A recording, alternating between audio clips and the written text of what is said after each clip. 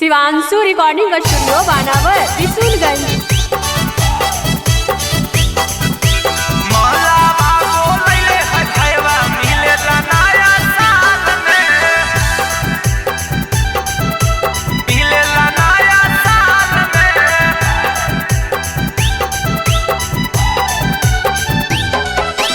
उठावा के उठाला ले सब चुमा ले गोरे गाल में।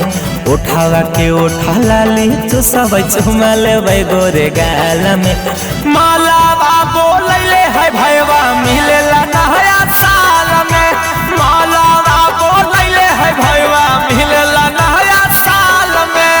उठावा के उठाला ले सब चुमा ले गोरे गाल में। उठावा के उठाला ली सब चुमा ले गोरे गाल में। मालावा बोलैले है भैया मिलेला नया साल में।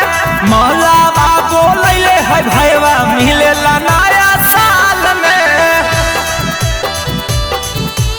मालावा बोलैले है भैया मिलेला नया साल में।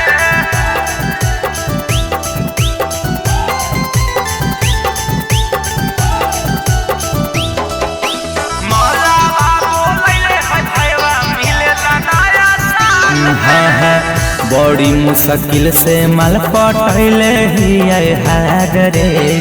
हौरन दबा के हाथ में देबै ग्रीटिंग कार्ड रे।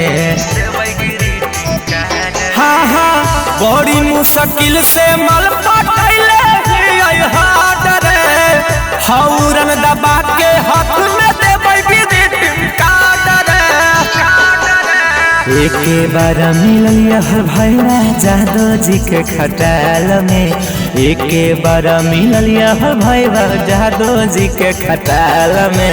मालावा बोलैले है भैया मिलेला नया साल में। और मालावा बोलैले है भैया मिलेला नया साल में।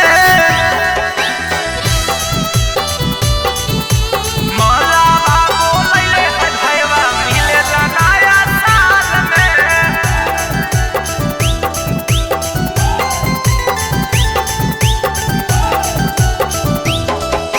मालावा बोलैले है भैया मिलेला नया साल में।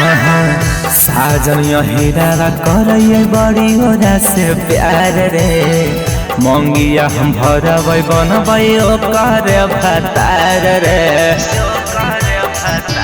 हाँ साजन हीरा करैया बड़ी ओरा से प्यार रे।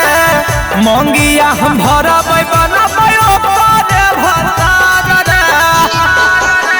फिर से नया टकबै रे भैया पुजरिया के सवाल में। फिर से नया टकबै रे भैया विकासवा के सवाल में। मिलेला हमरा बोलै रे भैया मालावा।